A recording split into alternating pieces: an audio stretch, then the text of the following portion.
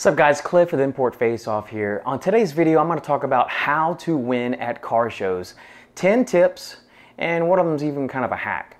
First of all, you might be wondering, who am I to be talking about this? I'm actually not a judge, but I am the guy who hires professional judges and I coordinate and oversee everything that they do. Our promotion has been in the business since 2001. Our 500th event is actually coming up next month, so we definitely have some experience in this game. We're actually the longest continually running national series in the history of the import scene. All right, number one, this is a straightforward, common sense answer, and it accounts for probably 85% of what it takes to win at car shows. You have to have a nice car. You have to have a nicely modified car. Now, the more modifications, the better. The more quality modifications, the better. Most importantly, your modifications need to give an overall good-looking flow to the car. When I'm talking about flow, I'm talking about a matching style to the entire car, from the interior to the exterior, to the engine bay. Now, if you're going for best of show, I can tell you right now, it typically takes more than just bolt-ons to win that category. Usually, the best of show winners have a complete aftermarket paint job, custom body work, custom interior, aftermarket power adders to the engine. If the engine already has power adders from the factory, those are usually upgraded. And a lot of best of show cars are on air. Number two, know what the judges are looking for. A lot of cars that you go to, if you check out their website, they'll actually have a sample scorecard on their website. Look it over, get a feel for what the judges score on.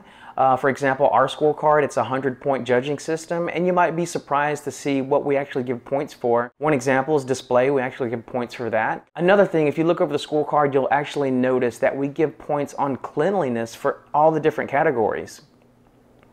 That leads me to number three, clean your car. Of course, that's a given, but every now and then we'll have an event where the winner of a specific category actually lost out to a lesser car just because their car was filthy. Cleanliness goes a long way. Don't leave any eyesores. Don't leave any trash on the floorboard or trash in the back seat. It will definitely hurt your points. Number four, follow the instructions. This, of course, is another given, but this happens almost every single event. Cars get missed. Cars do not get judged because they didn't follow the instructions. The instructions say put your scorecard on your windshield wiper, or if there's a chance of rain, put your scorecard on your dash. And the main thing is, do not lock your doors. If our judge comes around and cannot get into your car to get your scorecard, you're not going to be judged and you're going to lose out. And like I said, that happens every event. All right, number six. Now this one is a bit of a hack, and it is let the judges know the amount of entries for your specific class. Judges, they're judging literally hundreds of cars for dozens of categories for hundreds of different type of cars, and it can be a bit overwhelming. So it's no problem to politely hint to them the amount of cars in your class. For example, say you drive a Mazda Miata and you happen to notice that there's 14 other Miatas. When the judges come around, let them know. It's definitely okay to give judges a heads up on that, because events like ours, we actually add classes and places the day of the event depending on participation. Reminders are appreciated.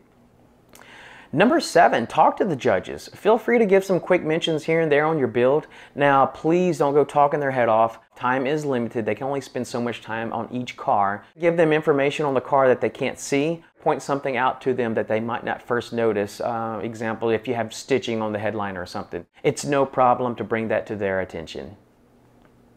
Number eight, now this is for you car clubs. Car clubs competing for best club participation. You must banner up. If we do not see a visible decal on your car, we're not going to count you as a member of that car club. We've had events where contestants, they'll actually take shoe polish and write their car club name on their windshield. Nope, guys, that's not going to cut it. You have to have a visible decal on your vehicle before we come around to judge your car to be considered a member of a car club. Number eight, this is also for car clubs. Be polite. That might sound kind of silly, but believe it or not, when it comes to best club representation, it's not just the cars that are considered. The actual members of the club are taken into consideration, and I've seen it before. Car clubs with just the most amazing builds, they actually lose out on best club representation because they were jerks, or there were even one event, they were even picking fights with competing car clubs. Guys, do not do that. Be polite, be professional, treat your fellow competitors with respect, and also event staff. Some funny things that I see is contestants showing their true colors. They'll be rude to the parkers in the morning, and come to find out later in the day, they realize that the parker's also the judge, and of course they become sweethearts after that. Guys, please be respectful to event staff. When the judges come around, feel free to even offer them water or food. It's not a bribe or anything, it's just being nice, and it's definitely appreciated. Number 10, feel free to ask the judges for advice. After the event, if there's time, if you want to talk to the judges, they're very personable. Ask them why you didn't win. They can go over different parts of your car. One good question is asking, what do I need to win a specific category or best of show? And I've seen that firsthand. A contestant actually showed up to the event looking to win best of show. They didn't win best of show, so they asked their head judge, hey, why didn't I win best of show? What else do I need? And our judge told him, look, you would have won best of show, but you needed some more for your engine bay. Adding a turbo kit definitely would have made you win best of show. Sure enough, the next year we see the same contestant. They actually had a turbo kit on their car and they won best of show. They actually ended up winning best of show year after year. So feel free to ask the judges for advice. It definitely helps for the next event. Now I'm going to end this video with footage of all best of show winners at our events. These are some of the best builds across the nation. Watch over it, study it, get a feel for what judges look for in a best of show car. Now, if you enjoyed the video, do me a favor, please like it, please subscribe. If you think there's anything that I missed, please leave a comment and let us know.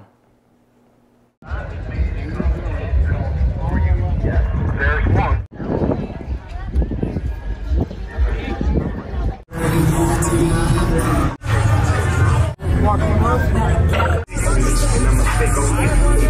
Civic SI.